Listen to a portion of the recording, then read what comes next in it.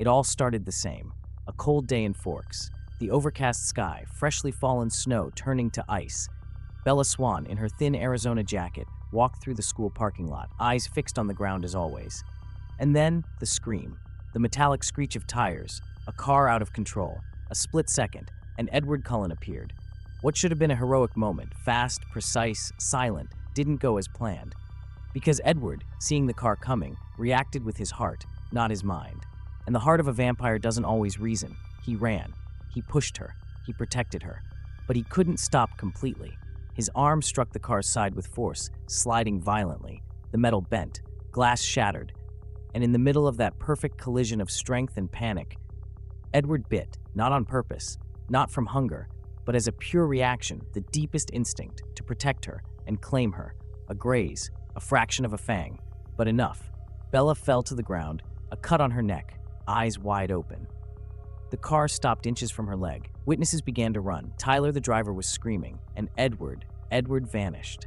At the hospital, Carlisle knew it was too late. The venom was already spreading. Bella's body burned without injuries that explained the pain, but the silent scream in her throat said it all. The fever of transformation, unstoppable, irreversible. Alice had seen it minutes before, a fleeting vision, too quick to stop it. And now, it was real.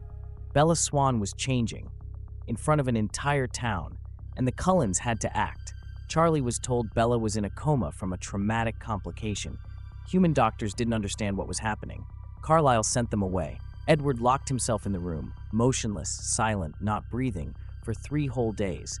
And on the 4th day, Bella opened her eyes. They were no longer brown, they were ruby red. The first thing she felt was thirst, then clarity, then chaos. She didn't understand why she could hear the ticking of a clock down the hallway, or read the IV label from across the room, or why the nurse smelled so good. Edward was there, and for the first time since she met him, he looked at her with fear. Not fear of her, fear for her. The Cullens took her out of the hospital quietly. No records, no explanations. Charlie believed she was going to Seattle for treatment. But Bella never went home, not as a human. Not as the girl who used to cook for her father.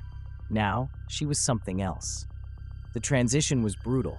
This wasn't the Bella we saw in Breaking Dawn. She had no self-control. The thirst ruled her.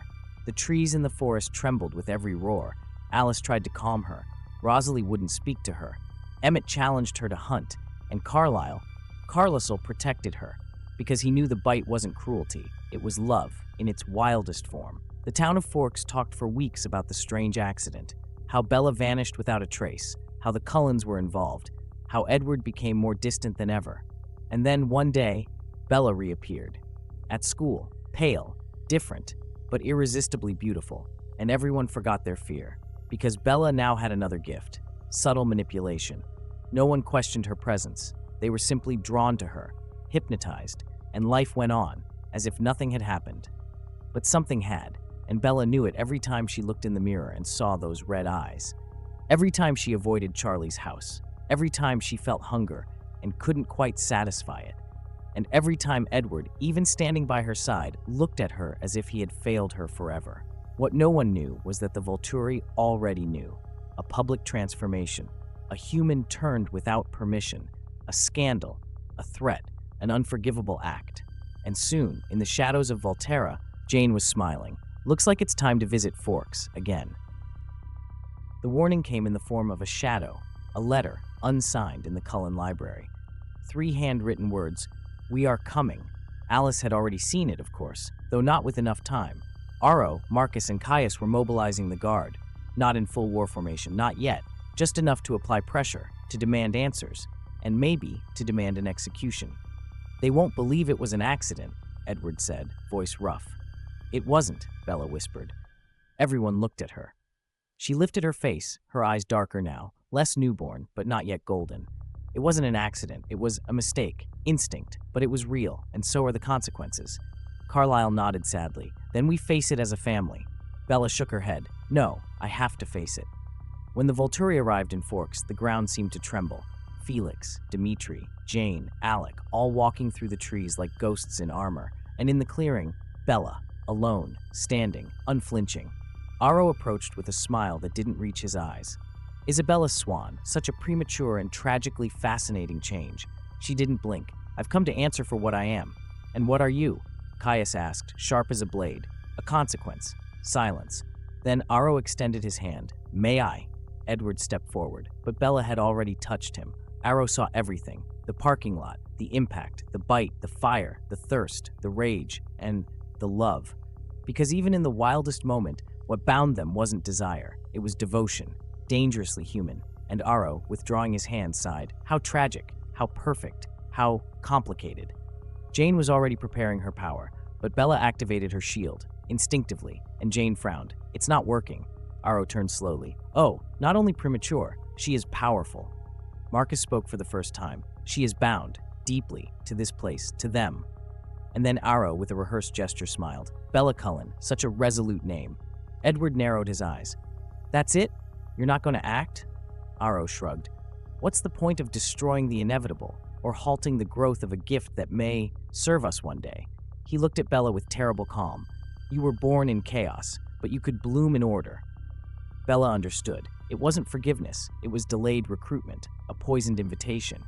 I don't belong to you. Not yet, Aro murmured. When the Vulturi left, they did so without killing, but not without a promise. One day they would return, and then they would expect more from her. Years later, Bella walked with Edward through the same parking lot, where it all began, the place where humanity broke and eternity began. Do you ever think about what it would have been like if you'd managed to stop yourself? She asked. Edward nodded. Every day.